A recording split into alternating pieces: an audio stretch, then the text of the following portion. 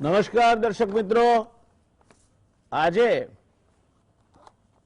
આપણે ઘણા વખત પછી એક એવા મુદ્દા પર ચર્ચા કરવાના છીએ જેની આવનાર સમયમાં આ દેશની રાજનીતિ પર અને રાજકીય સમીકરણો પર ઘણી ઊંડી અસર પડે એવી શક્યતાઓ ક્ષિતિજે ડોકાઈ રહી છે। ચાલુ સાલે બિહાર વિધાનસભા માટેની ચૂંટણીઓ થઈ। બિહાર વિધાનસભામાં એનડીએ સત્તા પર તો આવ્યો, પણ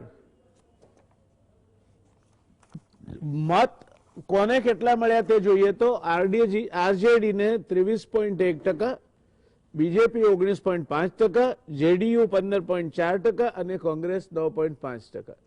કોંગ્રેસનું તો આમાં કચ્ચરઘણ નીકળી ગયું।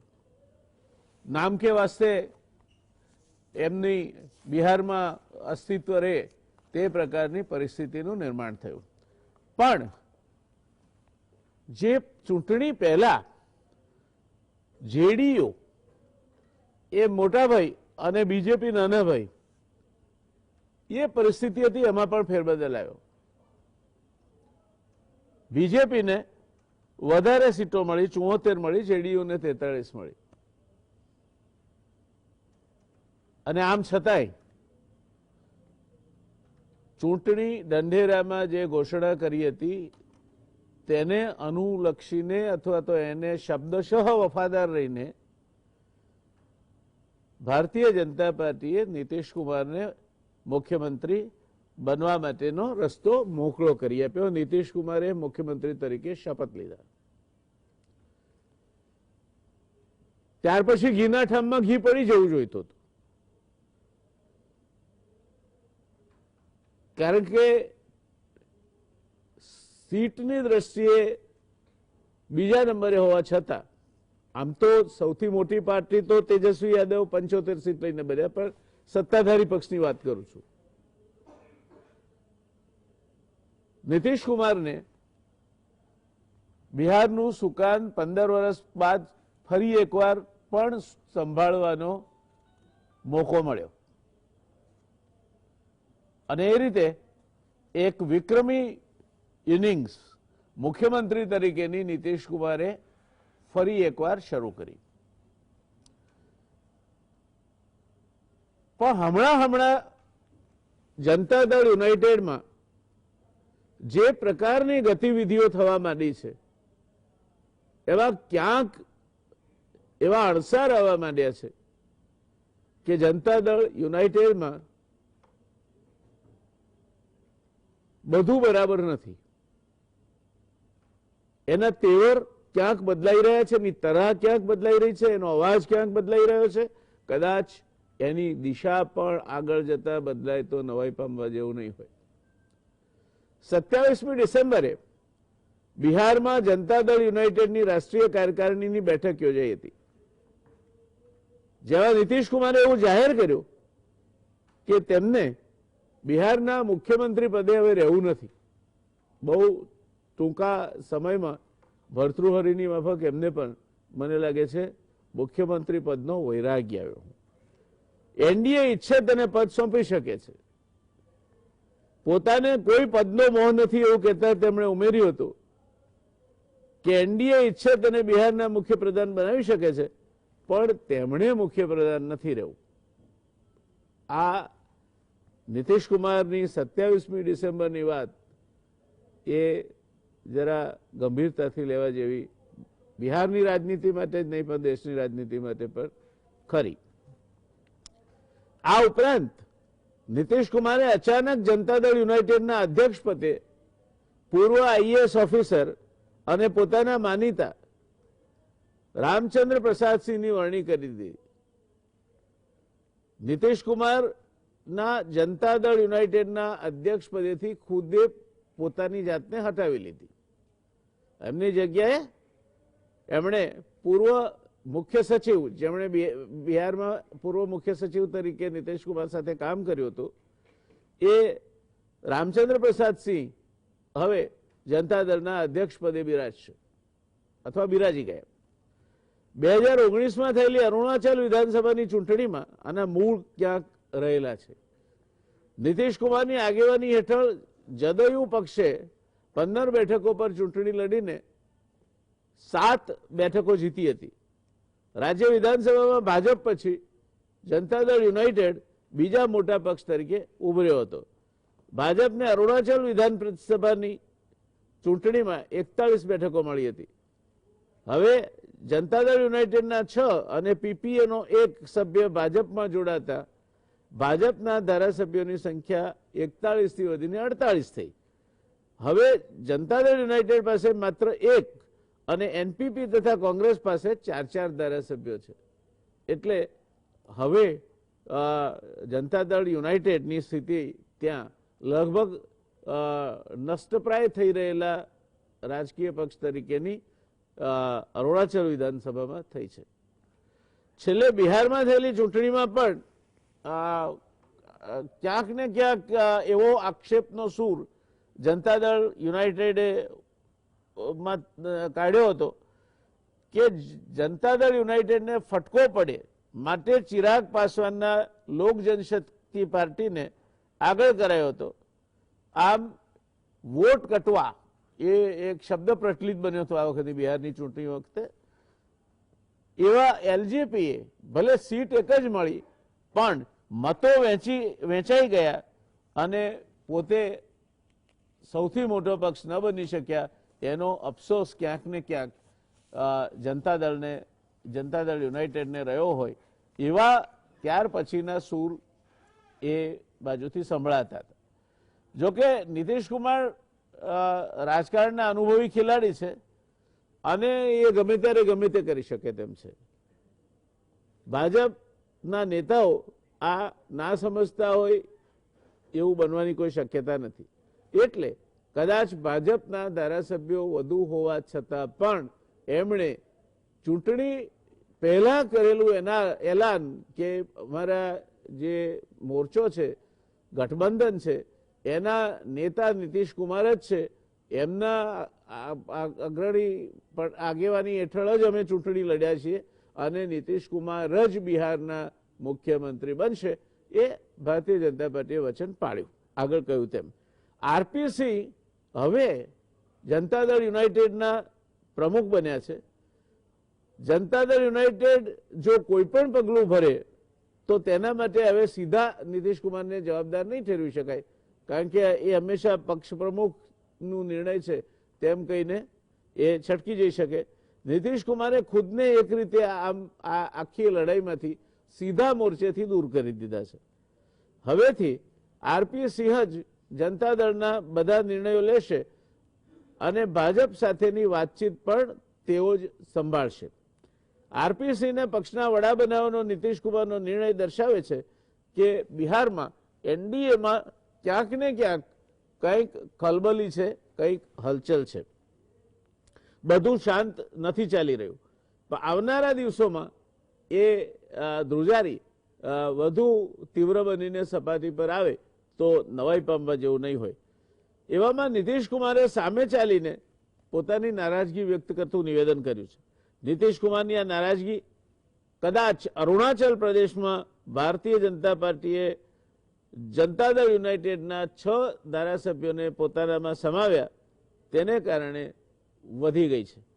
બીજી તરફ ભાજપના જ નેતા અને પૂર્વ કેન્દ્રીય મંત્રી સંજય પાસવાને કહ્યું છે કે નીતિશ કુમારે હવે રાજ્યનું ગૃહ મંત્રાલય બીજા કોઈને સોંપી દેવું જોઈએ. આ પ્રકારના નિવેદનોથી પણ નીતિશ કુમાર નારાજ છે એવું માનવું છે. દર્શક મિત્રો, આ બધી જ પૃથક્કરણ અથવા એનાલિસિસ જે હું તમારી સામે રજૂ કરી રહ્યો છું તે મારી સમજ મુજબ અને મારા અંગત મંતવ્ય તરીકે હું તમારી સામે મૂકું છું, જેથી પરિસ્થિતિનો ખ્યાલ આવે. બાકી આપણી પાસે જે વિદ્વાન પેનલ છે તેમની પાસેથી આપણે ઘણું બધું જાણવાનું છે. સીએમ પદ છોડવાની જાહેરાત નીતિશ કુમારે કરી એનાથી બિહારનું રાજકારણ ગરમાયું છે. નીતિશ કુમારે જનતા દળ યુનાઇટેડના નવા અધ્યક્ષ પદે જે આરપીસીને નિમ્યા છે, મેં તમને કહ્યું કે પૂર્વ આઈએએસ અધિકારી છે અને નીતિશ કુમાર જે સમાજ સાથે સંકળાયેલા છે એ કુર્મી સમાજમાંથી જ આરપીસી પણ આવે છે. એટલે સમાજની દ્રષ્ટિએ પણ ઘી ઢળ્યું તો ખીચડીમાં ઢળ્યું છે અને નારિયેળ ફેંકાયું તો ઘર સામે ફેંકાયું છે. તેઓ નીતિશ કુમાર સાથે વર્ષો સુધી કામ કરી ચૂક્યા છે. નીતિશ કુમાર જ્યારે રેલવે મંત્રી હતા ત્યારે આરસીપીસી તેમના અંગત સચિવ પણ રહ્યા. 2005માં નીતિશ કુમાર સીએમ બન્યા ત્યારે આરસીપીસી તેમના મુખ્ય સચિવ બન્યા. 2010માં તેઓ રાજ્યસભાના સાંસદ પણ બન્યા હતા. આ નીતિશ કુમાર અને એમના જે હવે પક્ષ પ્રમુખ બન્યા તે આરસીપીસી સાથેનો એકબીજા સાથેનો નાતો, એકબીજા વિશેની સમજ ઘણી લાંબી અને ઘણી ઊંડી છે એમ તારણ કાઢવામાં મુશ્કેલી પડે તેવું નથી. પદ સંભાળતા જ સિંહે ભાજપ પર આકરા પ્રહારો કર્યા છે. તેમણે અરુણાચલ પ્રદેશની ઘટનાને ટાંકીને ટોણો મારતા કહ્યું કે અમે અમારા મિત્રોની સાથે કોઈ કાવતરા નથી કરતા, ના તો અમે તેમની સાથે કોઈ વિશ્વાસઘાત કરીએ છીએ. અરુણાચલમાં જદયુના 6 ધારાસભ્યો ભાજપે પોતાની તરફ કરી લેતા વિવાદ શરૂ થયો છે. આરપી સિંહે પદ સંભાળતા જ કહ્યું કે અમે જેની સાથે રહીએ છીએ તેમાં પૂરી ઈમાનદારી દેખાડીએ છીએ. સિંહ કહે છે કે બિહારની ચૂંટણીમાં સહયોગીઓના મત જદયુમાં ટ્રાન્સફર ન થઈ શક્યા, પણ અમારા મત તેમનામાં ટ્રાન્સફર જરૂર થયા, જેને કારણે તેમની બેઠકો વધી ગઈ. અરુણાચલની ઘટનાને ટાંકીને તેમણે કહ્યું કે અમે અમારા જ સહયોગીઓની સાથે કોઈ કાવતરા નથી કરતા, અમારા સંસ્કાર જ એવા નથી જેને કોઈ હલાવી ન શકે. અમે અમારા પક્ષને આગળ વધારવા માટે નિષ્ઠાપૂર્વક કામ કરતા રહીશું. આ કોઈ પણ પાર્ટીનો પ્રમુખ આ જ ભાષામાં વાત કરે એટલે એમણે જે આરસીપીસીએ જે વાત કરી છે એમાં કંઈ નવું દેખાતું નથી. ગયા સપ્તાહની અરુણાચલની ઘટના અંગે આપણે વાત કરી ગયા છે એટલે એની હું પુનરાવલોકનમાં પડતો નથી. આ પરિસ્થિતિના કારણે હવે જે શક્યતાઓ ઊભી થવાની છે એમાં ક્યાં અસર પડી શકે? જ્યાં સુધી લોકસભાનો સવાલ છે ત્યાં સુધી ભારતીય જનતા પક્ષ પાસે પોતાના બલબૂતા પર જ બહુમતી છે અને જનતા દળ યુનાઇટેડ પાસે માત્ર 16 સીટ છે, 6ઠ્ઠા નંબરે છે લોકસભામાં. રાજ્યસભામાં એમની પાસે 5 સીટ છે. એટલે લોકસભા કે રાજ્યસભામાં, કદાચ રાજ્યસભામાં એક સીટ અગત્યની હોય તે પ્રકારની પરિસ્થિતિ છે, પણ લોકસભામાં ભારતીય જનતા પાર્ટીને બહુ મોટી કઈ તકલીફ પડે તેવું દેખાતું નથી. આજે ચર્ચા કરવી છે કે હવે આવી રહેલ ચૂંટણીઓમાં આની શું અસર પડે. અને આપણે માની લઈએ કે ભારતીય જનતા પાર્ટી અને જનતા દળ યુનાઇટેડના સંબંધો ઘણા લાંબા સમયથી છે. બંને પક્ષના નેતાઓ એકબીજા સાથે ખૂબ નજદીકથી વાત કરી શકે એવી ઉષ્મા ધરાવે છે. ત્યારે આ પરિસ્થિતિ સમેટાઈ જશે કે આ પરિસ્થિતિ આગળ વધે અને એના કારણે બીજી કોઈ નવી ધરી ઊભી થાય અથવા તો જનતા દળ યુનાઇટેડના સાથે બીજા લોકો પણ આમાં જોડાય અને સરવાળે એક સ્નોબોલિંગ ઇફેક્ટ જેને કહેવાય તે પ્રકારની પરિસ્થિતિનું નિર્માણ થાય. આપણે આ મુદ્દાઓ પર ચર્ચા કરવાની છે અને સંપૂર્ણપણે આ પરિસ્થિતિમાં આવનાર સમયની રાજકીય પરિસ્થિતિ કેવી રહેશે અને એથી આગળ વધીને કહીએ તો હવેના સમયમાં જનતા દળ યુનાઇટેડ અને નીતિશ કુમારનું ભાવિ કેવું રહેશે એ વિશેની કેટલીક વાતો પણ આપણે આપણી નિષ્ણાત પેનલ પાસેથી જાણીશું. શરૂઆત કરીએ. આપણે સ્ટુડિયોમાં મારી સાથે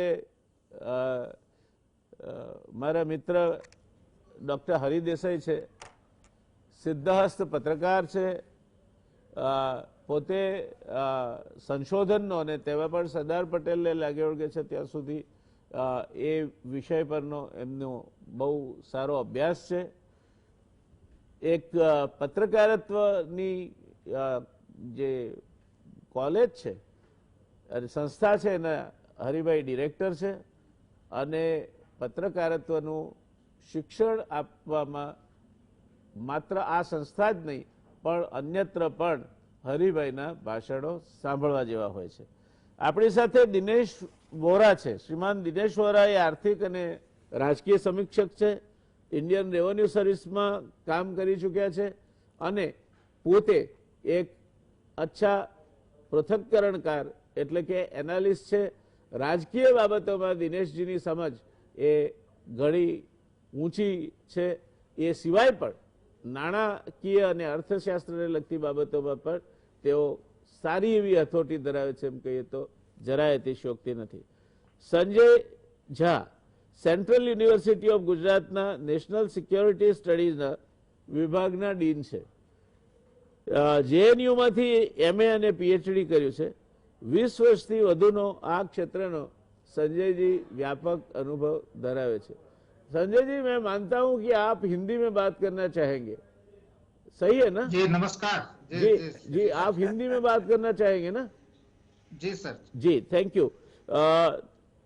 शुरुआत आपसे की जाए, क्योंकि आप ये पूरे मसला जो मैंने डिस्क्राइब किया, जिस तरह के डेवलपमेंट हुए हैं, अभी जनता दल यूनाइटेड के प्रमुख बदले हैं, वो प्रमुख भी नीतीश कुमार के साथ ब्यूरोक्रेट की हैसियत से उनके पर्सनल सेक्रेटरी रहे रेलवे मंत्रालय में, इनके चीफ सेक्रेटरी रहे जब नीतीश कुमार मुख्यमंत्री थे, और इनके काफी विश्वास पात्र है।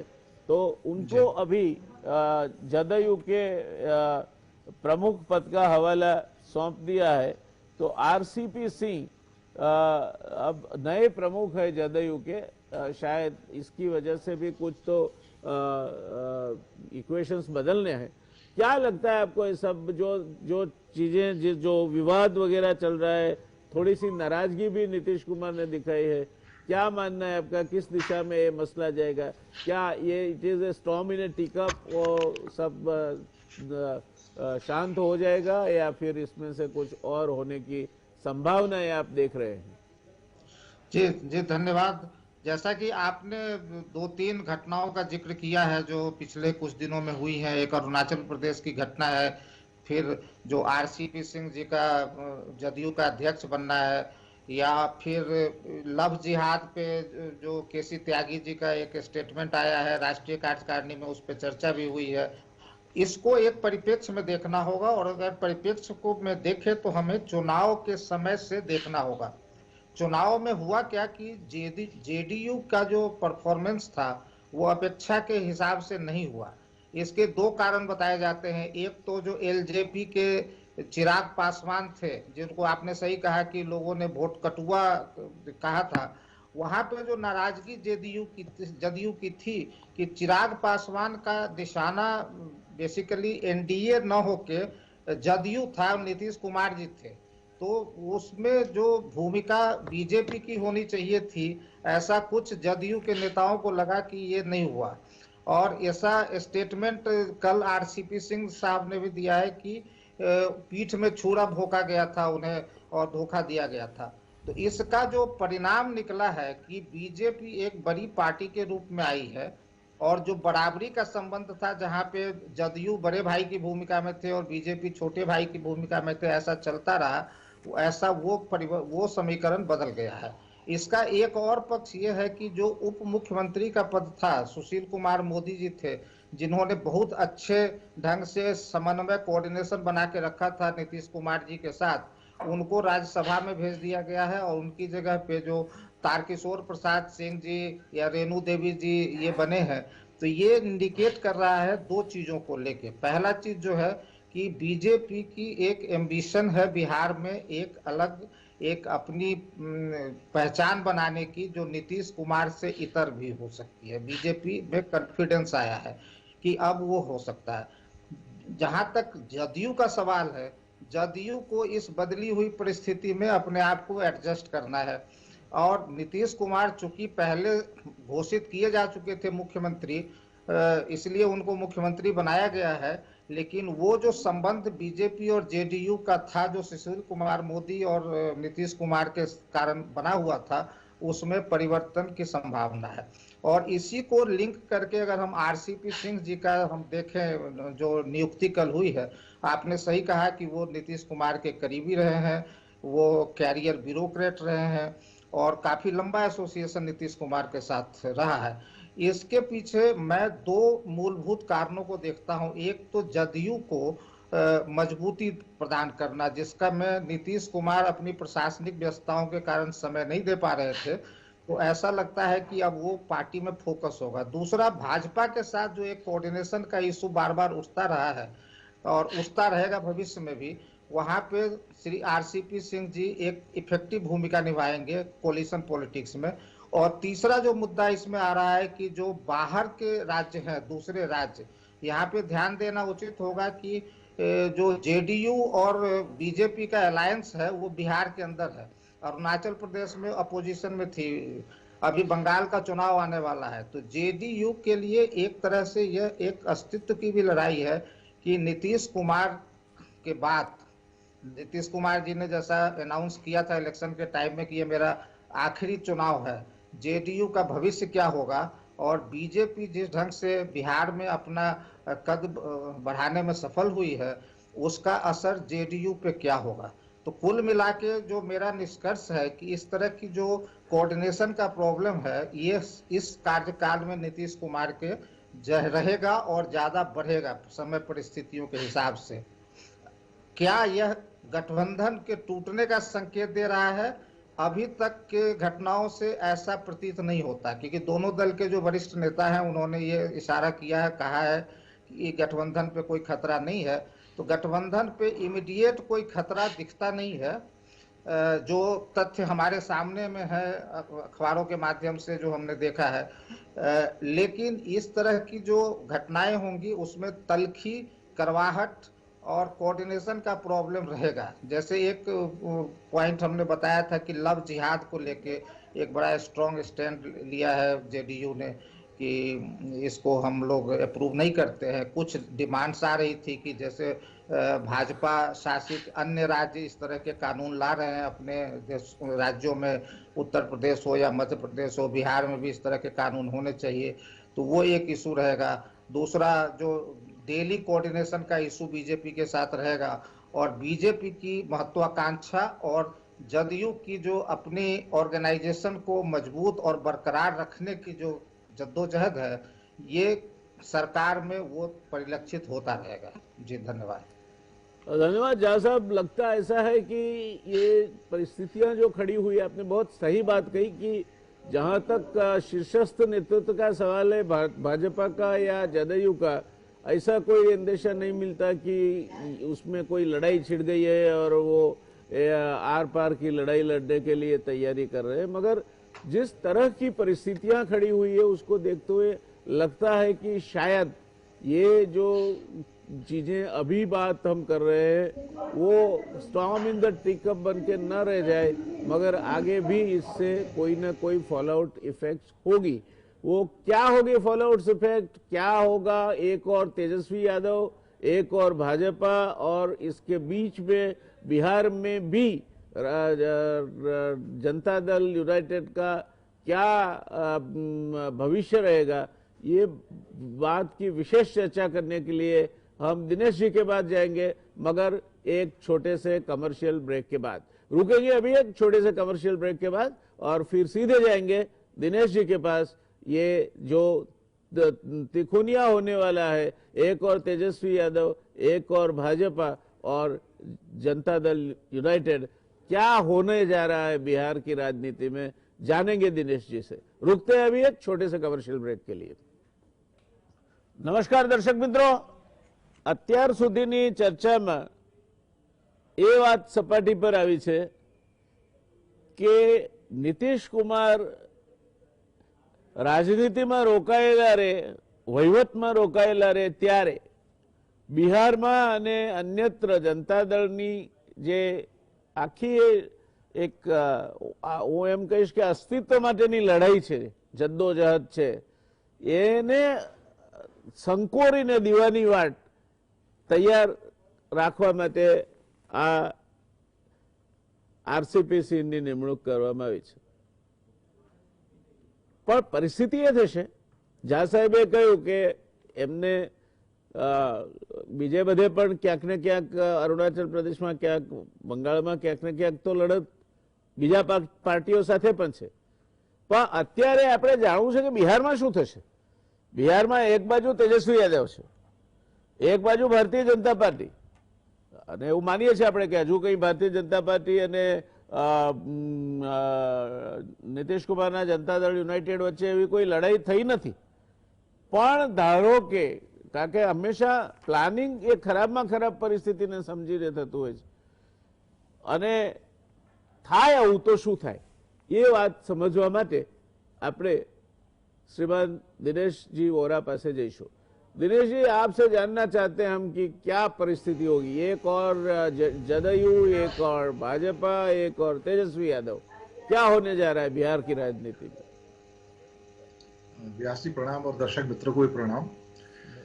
बिहार में एक्चुअली इस बात की जो हलचल थी बहुत पहले से चल रही थी. कहीं ना कहीं इस बात को महसूस किया जा रहा था कि भारतीय जनता पार्टी उत्तर भारत के दो राज्यों उत्तर प्रदेश और बिहार दोनों में अपने आधिपत्य के लिए एक तरह से प्रयास कर रही थी. उत्तर प्रदेश में कामयाबी मिली. बिहार ही एक ऐसा राज्य बचा था जहां पे वो अकेले अपने दम पर कुछ कर नहीं पा रही थी. अगर थोड़ी सी पिछली घटनाओं को देखें, चाहे वो कुछ जो चुनाव करवाए गए थे, खासतौर से आप हैदराबाद के चुनाव देखिए, डीडीसी इलेक्शन जो खासतौर से कश्मीर में हुए, या एक एक करके जिस ढंग से भारतीय जनता पार्टी ने पहले टीडीपी को साइड ट्रैक किया, फिर शिवसेना को साइड ट्रैक किया, फिर अकाली दल को साइड ट्रैक किया, ये एक बड़े प्लान का हिस्सा है कि क्या किया जाना चाहिए. हर जगह वो छोटे भाई की ज्यादा करके भूमिका में आते थे और उसके बाद बड़ा भाई बन के छोटे भाई को एक साइड में करने की प्रयास करते थे. खैर, वो एक बात हुई.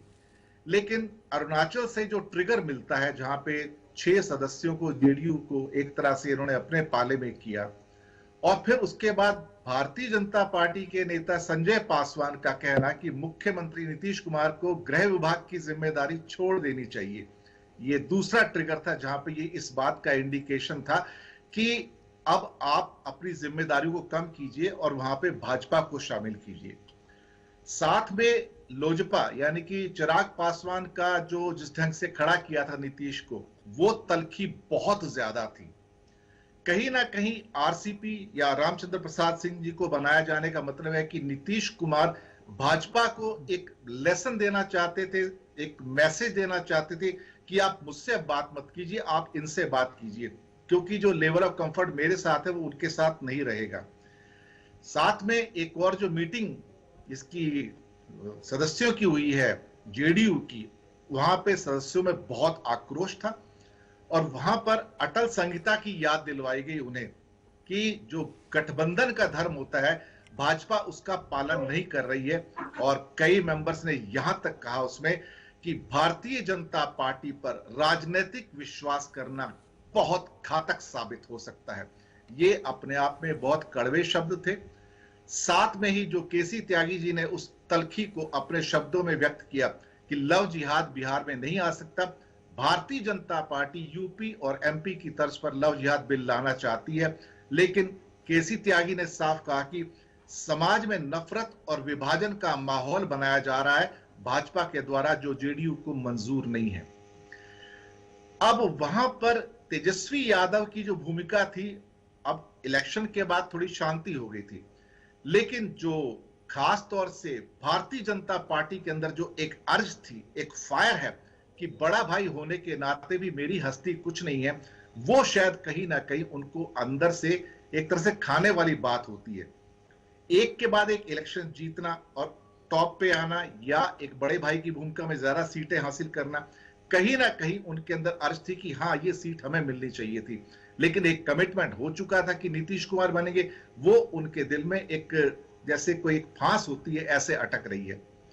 अल्टीमेटली यहां पर एक परिदृश्य जो उभरेगा, हालांकि ऊपर से जो आपको शांति दिखाई दे रही है, ये शांति एक तरह से कहा जाए तो आने वाले तूफान की निशानी हो सकती है.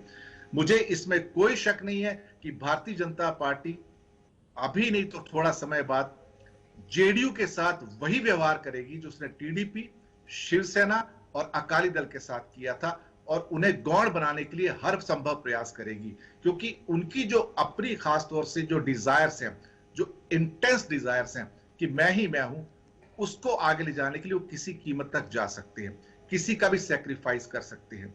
लेकिन ये राजनीति है. राजनीति में चेहरे कब पलटते हैं, बाजी कब पलटती है, कौन कब किसके साथ फिर से चला जाता है, ये नहीं पता आता। लेकिन कहीं ना कहीं जो हलचल तेज हो रही है भारतीय जनता पार्टी के लिए, ये समय एक टेस्टिंग समय है उनके सदस्यों के लिए। लेकिन जेडीयू को शायद ये डिसाइड कर लेना चाहिए इस टाइम कि अगर ये प्रक्रिया जो अरुणाचल प्रदेश, हालांकि ठीक है उनके साथ नहीं थे, लेकिन ये ट्रिगर पॉइंट है, और ये ट्रिगर पॉइंट का एंड पॉइंट यानी कि आगाज ये है तो अंजाम कहां जा सकता है, उसके जो ट्रेमर्स हैं, जो उसके कंपन है, वो बिहार में महसूस किए जा रहे हैं। और केसी त्यागी या नीतीश की जो खास तौर से जो वक्तव्य हैं वो उसी दिशा में इशारा कर रहे हैं कि अब ये जो शादी है ये अनकंफर्टेबल है, यहां पर कहीं ना कुछ मिठास खत्म हो गई है। हो सकता है ये गठबंधन, जैसे हमारे मित्र संजय झा जी ने कहा, कि इतनी जल्दी समाप्त ना हो, लेकिन उसके अंदर जो दरार पड़ी है वो धीरे धीरे बड़ी होती जाएगी, क्योंकि अभिलाषाएं जो भाजपा की हैं उस दरार को कम करने में मदद नहीं करेंगी। ये मेरी शुरुआती टिप्पणी आदरणीय व्यास जी। જી ધન્યવાદ। હરિભાઈ, બંને મિત્રોને સાંભળ્યા તમે, અને કંઈક અંશે એવું કહી શકાય કે જે પ્રદેશ અંગેની, જે પાર્ટી અંગેની ચર્ચા કરી રહ્યા છીએ આપણે, એની સાથે વધારે નજદીકીથી પનારો પાડવાનું એમના ફાળે આવ્યું છે। આપણે દૂરથી જોઈએ છીએ। ગુજરાતીમાં એક કહેવત છે કે નાક નીચે ઘણીવાર નથી દેખાતું અને દૂરનું વધારે સ્પષ્ટ દેખાતું હોય છે। તો આ નાક નીચેની વાત આપણે સાંભળી, હવે આપ દૂરથી કઈ રીતે જુઓ છો આને, એ અમારે સાંભળવું છે। ધન્યવાદ જયનારાયણભાઈ। હું દૂરથી અને નજીકથી બંને રીતે બિહારને એનો અભ્યાસ કરી રહ્યો છું સતત, અને પહેલાથી આ દિવસો આવશે એવું બહુ સ્પષ્ટ હતું। એની સાથે ત્યાંના લોકો સાથે અને એ જે ચૂંટણીના માહોલ વચ્ચે પણ જે ચર્ચાઓ થતી હતી એ, અને મારા પૂર્વ વક્તાઓએ જે કહ્યું ને ખાસ કરીને દિનેશજીએ જે વાત કરી એ પેલી અટલ સંહિતા વાળી વાત કરી। હવે અટલ સંહિતા અટલજી હતા ત્યાં સુધી તો બરાબર હતી, પણ અત્યારની ભારતીય જનતા પાર્ટી એ અટલજીની ભારતીય જનતા પાર્ટી નથી, એ બધાને ખ્યાલ છે। ભારતીય જનતા પાર્ટી જો અટલજીની નથી તો નીતિશ કુમાર પણ અટલજીના નથી। નીતિશ કુમાર તો ગદ્દાર છે। એમણે તો છે ને જે લાલુ પ્રસાદ યાદવની સાથે ગઠબંધનમાં સરકાર બનાવી, તેજસ્વીને ડેપ્યુટી સીએમ બનાવ્યા, એ નીતિશ કુમાર એ ગદ્દારી કરીને ભાજપ સાથે ઘર માંડે છે। એનાથી મોટી કઈ ગદ્દારી હોઈ શકે? એને છે ને એના નેતાઓને એને છે ને અટલ સંહિતા કહેવાનો અધિકાર મારી દ્રષ્ટિએ નથી। ઓફકોર્સ રાજકારણમાં everything is fair in love and war જેવું છે। અને બીજી વાત, હવે શું થશે, હવે શું થશે એ બાબત બહુ સ્પષ્ટ છે। મારી દ્રષ્ટિએ ભારતીય જનતા પાર્ટીની મહત્વાકાંક્ષા એકમેવ પાર્ટી તરીકે સર્વવ્યાપી થવાની છે એ બહુ સ્પષ્ટ છે, પણ ભારતીય જનતા પાર્ટીની મૂંઝવણો ખૂબ વધી રહી છે। માત્ર બિહારમાં અત્યારે જે તકલીફ ઊભી થઈ રહી છે એમાં ભારતીય જનતા પાર્ટીને ઠેબે ચડાવીને ફરીને નીતિશ કુમાર એ છે ને તેજસ્વીની સાથે બેસી શકે એવી શક્યતા આવતા મહિનામાં જો આકાર લે તો મને બહુ આશ્ચર્ય નહીં થાય। એનું કારણ છે કે નીતિશ એ શરદ પવારના સંપર્કમાં છે। શિવસેના સાથે ભારતીય જનતા પાર્ટીએ જે કમિટમેન્ટ કર્યું હતું એ કમિટમેન્ટ એણે નિભાવ્યું નહોતું। અહીંયા છે ને જખ મારીને નિભાવવું પડ્યું, કારણ કે ત્યાં જે પરિસ્થિતિએ આકાર લીધો હતો એ બિહારમાં ન થાય શરૂઆતમાં, એટલા માટે એમણે છે ને નીતિશને મુખ્યમંત્રી બનાવવા પડ્યા।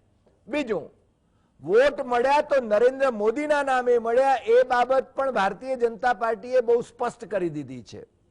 અને છતાં ભારતીય જનતા પાર્ટીને સ્પષ્ટ બહુમત મળવો જોઈએ અને અમને તો બહુ સ્પષ્ટ એકલે હાથે બહુમત મળશે ને વગેરે વગેરે જે દાવાઓ હતા એ એટલા પોકળ સાબિત થયા કે જંગલ રાજના રાજકુમાર આવા હીન શબ્દ પ્રયોગો કરાયા પછી પણ તેજસ્વી નામના છોકરડાએ જે છે ને 9મું પાસ છે એણે છે ને જે રીતે ભાજપની ફેફે કરી નાખી, 75 બેઠકો સાથે એનો પક્ષ એ હાઈએસ્ટ રહ્યો, સૌથી વધારે બેઠકો મેળવી ગયો અને એ ફોકસ રહ્યો. એણે છે ને ભારતીય જનતા પાર્ટીની એની જે ગાડિયા નાખ્યા હતા એની અંદર ક્યાંય ન આવે એ રીતે એનો બાપ છે ને જેલમાંથી છૂટે એને માટે ચોટાલાની જેમ કોઈ સોદા ન કર્યા એણે. અને એ છતાં ભારતીય જનતા પાર્ટી અને જેડીયુ નું ફોર ધ ટાઈમ બિંગ એમનું છે ને જોડાણ ચાલુ રહ્યું. આમ તો ખટરાક તો હતો જ હતો. બીજું, લવ જેહાદની વાત કરે છે. હવે લવ જેહાદ તો તમારા ઘરમાં છે. મને લાગે છે ત્યાં સુધી શાહનવાજ હુસેન જે અટલજીની સરકારમાં જે મિનિસ્ટર હતો, બિહારનો નેતા, એ તો હિન્દુ કન્યાને પરણ્યો હતો, એને લવ જેહાદ ના કહેવાય. સુશીલ કુમાર મોદી એ છે ને ટ્રેનમાં જતા હતા અને એમને છે ને કોઈ ક્રિશ્ચિયન મહિલા સાથે ટ્રેનમાં જતા જતા પ્રેમ થઈ ગયો, એ લવ જેહાદ ન કહેવાય અને પરણી ગયા. ત્યારે મુશ્કેલી એ છે કે ભારતીય જનતા પાર્ટીને પોતાની એક ટર્મિનોલોજી છે, એમને છે ને જે અનુકૂળ આવે એ જ વાત છે ને એ લોકો કરે છે. અને લવ જેહાદની વાત આ લોકો જેડીયુની ભૂમિકા એ બાબતમાં બહુ સ્પષ્ટ છે. પણ સ્થિતિ શું છે? જો અન્ના દ્રમુકે બહુ સ્પષ્ટ કરી દીધું છે કે ભારતીય જનતા પાર્ટીનું અમારી સાથેનું જોડાણ છે તમિલનાડુમાં, છતાં અમે એને સરકારમાં નહીં લઈએ. અને એ ભારતીય જનતા પાર્ટી માટે ભીંસ છે, કારણ કે અન્ના દ્રમુક સમજી ગયો છે, એની નેતાગીરી સમજી ગઈ છે કે ભારતીય જનતા પાર્ટી તમારો ટોટો ગમે ત્યારે પીસી નાખશે. એટલે એ દબાણ પણ એમની પાસે સામે છે. જુઓ પરિસ્થિતિ શું છે વિધાનસભાની. એનડીએની અને નીતિશનું જે મહાગઠબંધન છે, આનું તેજસ્વીનું જે મહાગઠબંધન છે, એની વચ્ચે માત્ર 9 સીટનું અંતર છે, વધારે અંતર છે જ નહીં.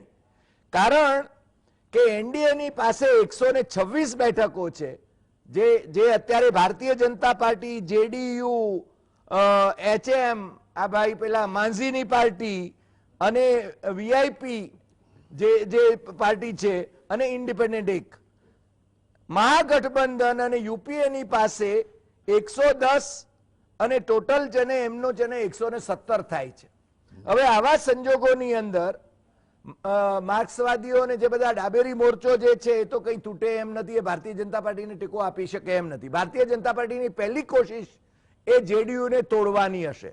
આમ તો આરજેડીને તોડવા માટેની પણ એમણે કોશિશ કરી, પણ છતાં છતાં લાલુના પેલા કેસ પણ કર્યા. લાલુનો ફોન આવતો તો એમ કે અમારી પાર્ટીને તોડવા માટે ભારતીય જનતા પાર્ટીના નેતાઓને એવા કેસીસ પણ દાખલ કરાવ્યા.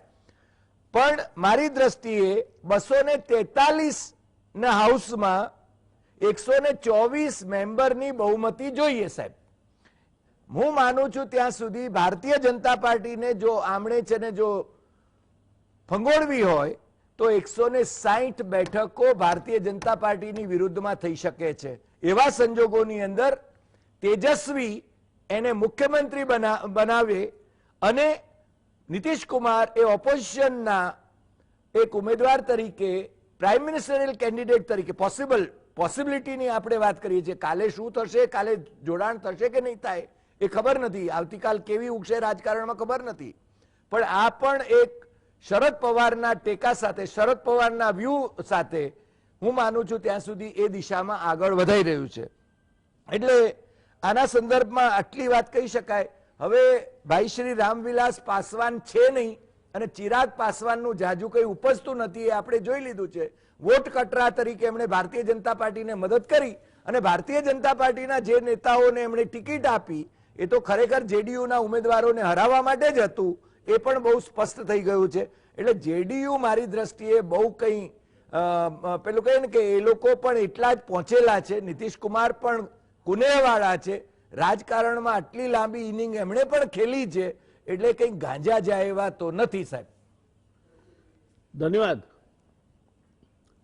जहाँ साहब बात वहां आके अटकी जो शतरंज की खेल में कहते हैं कि कभी कभी अंतिम शेय देने के लिए पीस को पॉन को बचा के पीस का सेक्रीफाइस करना होता है, तो यह कौन सा पीस सेक्रीफाइस होगा? सर यहाँ पे देखिए जो 2 तस्वीरें, राजनीति संभावनाओं का खेल है। राजनीति में कभी भी किसी संभावना की या नए गठबंधन की, नए तालमेल की संभावना से इनकार नहीं किया जा सकता। यहाँ पे दो बातों की तरफ ध्यान आकृष्ट करना चाहूंगा। पहला, जो राष्ट्रीय स्तर पर जो एक परिदृश्य बन रहा है, उसमें एक ये रियलाइजेशन है कि कांग्रेस के नेतृत्व में कोई अगर गठबंधन है तो उसके लिए बहुत मुश्किल काम होगा बीजेपी एनडीए को हराना, और इसका कारण कांग्रेस की अंदरूनी समस्याएं भी है। तो इस तरह की बातें चल रही हैं कि जो यूपीए है उसमें शरद पवार जी को उसका नेतृत्व दिया जाए और भी नेताओं को जोड़ा जाए, और इसमें कई बार नीतीश कुमार का नाम भी आता है, पहले भी आ चुका है इसमें। तो एक जो अगले चुनाव के लिए जो समीकरण बनने की तैयारी हो रही है, उसमें जो एंटी बीजेपी फोर्सेस हैं, उसमें एक नीतीश कुमार का नाम आता है जो एक रैलिंग पॉइंट बन सकते हैं उसको करने के लिए। दूसरा, हम बिहार पे अगर आते हैं तो बिल्कुल सही इस तरह के डिस्कशन में आ रहा है कि नीतीश कुमार और तेजस्वी यादव मिल सकते हैं। पहले भी दोनों मिलकर सरकार बना चुके हैं, 15 से 17 तक का समय रहा है, और तेजस्वी यादव को लोगों ने अंडर एस्टिमेट किया था, और चुनाव से पहले ये लग रहा था कि लालू जी के बिना आरजेडी का भविष्य बहुत अंधकार में होगा। लेकिन तेजस्वी यादव ने इस चुनाव में सबको आश्चर्यचकित किया। यहाँ तक कि जो एग्जिट पोल तक की बात हम करें तो उस समय ये लग रहा था कि उनकी ही सरकार बनेगी। सो तेजस्वी प्लस नीतीश, एक वहां पे कॉम्बिनेशन लोग एक्सप्लोर कर रहे हैं और इस तरह की बातें चल रही हैं। अब सवाल ये उठता है कि इसमें दो तरह की जो फैक्टर है वो काम करेगी। पहला, जो भारतीय जनता पार्टी की जो अपनी महत्वाकांक्षा है, जो बिहार में वो अपना भविष्य देखती है, पूरे उत्तर भारत में अपना भविष्य देखती है, और इस चुनाव से उसको अब ये लग रहा है कि उसे नीतीश कुमार के सहारे की जरूरत बहुत ज्यादा दिनों तक नहीं पड़ेगी।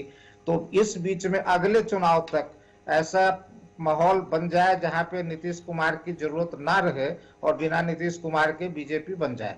तो ये कई तरह की जो घटनाएं हुई हैं हाल में, वो इस तरह इशारा करती है। अब नीतीश कुमार के पास लीवरेज भी है थोड़ा और चुनौती भी है। उनके पास लीवरेज है तेजस्वी यादव का, जिसको वो यूज कर सकते हैं बीजेपी को से बातचीत करने के लिए कि हम इंडिस्पेंसेबल हैं। दूसरा, उनके पास चुनौती जो है वो है जो जेडीयू का एक अपना अस्तित्व पोस्ट नीतीश कुमार बनाया जाए। नीतीश कुमार पे पास्ट में इस तरह के आरोप लगे हैं कि उन्होंने किसी बड़े नेता को इमर्ज नहीं होने दिया, चाहे वो जॉर्ज फर्नांडिस का मामला हो या शरद यादव का मामला हो। तो कोई भी उसके बराबर का जो कद्दावर नेता है वो जेडीयू में नहीं इमर्ज हो पाया। अब आरसीपी सिंह जो है वो उनके विश्वस्त हैं, वो पार्टी को कितना पार्टी पे ध्यान दे पाएंगे, मजबूती बना पाएंगे। एक तरह से मुझे जो लगता है कि ये जेडीयू के लिए एक अस्तित्व का भी मामला है कि अगले कुछ सालों में उनकी पार्टी मजबूत होगी, और नीतीश कुमार जैसा कि उन्होंने बताया कि अब वो चुनाव नहीं लड़ेंगे अगली बार, उसमें जेडीयू की स्थिति क्या होगी। तो राष्ट्रीय स्तर पे नीतीश कुमार के लिए कुछ रोल बन सकता है एक अल्टरनेटिव के लिए, लेकिन राष्ट्रीय स्तर पे एक पॉइंट की ओर मैं ध्यान खींचना चाहूंगा आपका कि जो यूपीए अलायंस है उसमें इतने कंट्राडिक्शंस हैं लीडरशिप के इशू को लेके, या जो किस राज्य में किसका हो, वो समय समय पे उभरता रहता है और उसमें कांग्रेस की भूमिका महत्वपूर्ण रहती है। बिहार के चुनाव में भी जो सबसे बड़ा प्रश्न उठा था कि अगर कांग्रेस को इतनी सीटें नहीं दी गई होती तो हो सकता है तेजस्वी यादव की सरकार बन जाती। कुछ आरजेडी नेताओं ने, शिवानंद तिवारी जी वगैरह ने ये आरोप भी लगाया खुलकर कि कांग्रेस के कारण ही हम ये चुनाव हार गए हैं। तो कांग्रेस और इस तरह का जो समीकरण है वो एक महत्वपूर्ण भूमिका निभाएगा, और अगर उसको सही से ये लोग हैंडल नहीं कर पाते हैं तो नीतीश कुमार की स्थिति और खराब हो सकती है, क्योंकि वहां पे उनकी एक्सेप्टेबिलिटी कितनी होगी, कितनी पार्टियां उसको सपोर्ट करेगी, ये सब प्रश्न अभी बहुत दूर की बात है, अभी इनिशियल स्टेज में ही है, स्पेकुलेशन में ही है। तो फिलहाल मुझे लगता है कि ये गठबंधन कुछ दिनों तक तो चलेगा, उसमें तनाव बना रहेगा, और बीजेपी 24 से पहले ये चाहेगी, बीजेपी का जो एजेंडा मुझे लगता है कि अगले चुनाव तक बीजेपी अपने आप को इस रूप में स्थापित करना चाहती है, इतनी मजबूत बनाना चाहती है कि वो बिहार का चुनाव अपने बलबूते पे जीत जाए। जी धन्यवाद। धन्यवाद दिनेश जी। बहुत जल्दी से आपसे एक उत्तर चाहूंगा मैं। क्या जिस तरह से झा साहब ने बोला कि बीजेपी अपने बलबूते पे बिहार का चुनाव जीत जाए, वो परिस्थिति की ओर 2024 तक जाना चाहती है, और ये कांग्रेस अभी सिमट रही है, बीजेपी एक राष्ट्रीय पार्टी की हैसियत से उभर रही है, तब उनकी अगर ये महत्वाकांक्षा हो तो मैं उसमें कुछ गलत नहीं देखता। क्या राय है आपकी, क्या होगा? बिहार का जो इस टाइम परिदृश्य है उसमें मुझे ये साफ साफ नजर आता है कि कहीं ना कहीं नीतीश कुमार की जो एक किस्म से जो रिश्ता था बीजेपी के साथ, अब वो थोड़ा सा खटास में पड़ चुका है।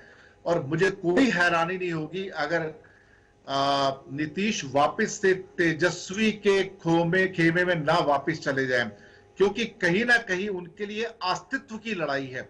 बीजेपी ने तो फैसला कर लिया है कि उनको पूरा का पूरा कट कर देना है, उनको बीचे कर देना है, और लोजपा को भी यूज किया और हर हथकंडा यूज कर रहे हैं कि वो जेडीयू को बिल्कुल नीचे तक ले आए। बाकी परिस्थिति बताएगी, लेकिन जेडीयू अब बिल्कुल फंसी हुई है, निकलना चाहेगी। शरद पवार जी के साथ जो बातचीत हो रही है, किसी और के साथ बातचीत हो रही है, वो भी अस्तित्व को बचाने की लड़ाई है देखा जाए तो वहां पर। मुझे लगता है कि कुछ चेंजेस निकट भविष्य में बिहार में आपको शायद देखने को जल्दी ही मिल सकते हैं। बहुत अच्छे। अरे भाई, ઝડપથી મારે આપની પાસેથી જાણવું છે કે સરવાળે શું થશે? નીતિશ કુમાર પૂર્ણવિરામ તરફ અથવા અસ્તાચલ તરફ જઈ રહ્યા છે? નીતિશ કુમાર તેજસ્વી મળીને પાછી બાજી બચાવી લેશે? અને બચાવી લે તો ત્યાર પછીની પરિસ્થિતિ શું હશે? ના, એટલે મને એવું લાગે છે કે નીતિશને છે ને બે બાજુથી આગળ ખાઈ અને પાછળ કૂવો એવી સ્થિતિમાં છે। એટલે એણે તો છે ને પોતાના અસ્તિત્વને ટકાવવાનું છે અને હજી પણ તેજસ્વીની ઓફર ઊભી છે। તેજસ્વીની સાથે મળીને એ ધારો કે એ પોતાનું જે કાર્યક્ષેત્ર છે એ દિલ્હી બનાવી દે, જે પહેલા પણ હતું, અને અહીંયા છે ને તેજસ્વીને એ આપી દે, એટલે એમને છે ને એમનું પ્રાયશ્ચિત પણ થયું ગણાય। અને તેજસ્વી યંગ છે, તેજસ્વી was always focus on the issues, તેજસ્વી ડાયવર્ટ થયા નહોતા। જંગલ રાજ કે રાજકુમાર, હવે જંગલ રાજ ગયા પછી તો છે ને કેટલા પાણી વહી ગયા, અને છતાંય જંગલ રાજ કે રાજકુમાર એની વાત થતી હતી। એટલે હું માનું છું કે તેજસ્વી અને નીતિશ એ આવતા દિવસોમાં ભેગા થઈ જાય તો મને બહુ આશ્ચર્ય નહીં થાય। દર્શક મિત્રો, અત્યારની પરિસ્થિતિ પરથી લાગે છે કે તેજસ્વી વધારે તેજસ્વી બને તો નવાઈ પામવા જેવું નહીં હોય, અને નીતિશ એ નીતિશ છે। નીતિશને કળવા માટે બે ચાર બીજા નીતિશ જોઈએ, એ પ્રકારનું એમનું મન કળવાની વાત છે। એના આપણે ઘણી વાર કહે છે ને કે એ માણસના પેટમાં પાઘડીના આટા જેટલા આટા છે, એ કળી ન શકાય। આ પરિસ્થિતિમાં ભારતીય જનતા પાર્ટી સાથેના નીતિશ કુમારના સંબંધો અને શરદ પવાર સાથે જે કંઈ એમણે ગોઠવણ કરી હોય તે સરવાળે એવું લાગે છે કે આ બધામાંથી જો કોઈને ફાયદો થવાનો હોય તો એ ભારતીય જનતા પાર્ટીને નહીં થાય અને નીતિશ કુમારને નહીં થાય। એ ફાયદો તેજસ્વીના ખાતામાં જમા થશે એવી પરિસ્થિતિનું નિર્માણ થઈ રહ્યું હોય અને પરિસ્થિતિ એ તરફ જઈ રહી હોય તેવું લાગે છે। તેજસ્વીના ગ્રહો કદાચ વધારે તાકતવર બની રહ્યા હોય એવું અત્યારની પરિસ્થિતિમાં લાગે છે। આ ચર્ચાઓ પરથી એક વાત સ્પષ્ટ બને છે કે નીતિશ કુમાર પણ એક કરતા વધારે બાજુએથી મુશ્કેલીમાં છે। ભારતીય જનતા પાર્ટી માટે ક્રાઇસિસ ઓફ ક્રેડિબિલિટી છે કે જેની સાથે બેસે એને એ ગળી જાય છે, એનો પણ જવાબ એને આપવાનો છે।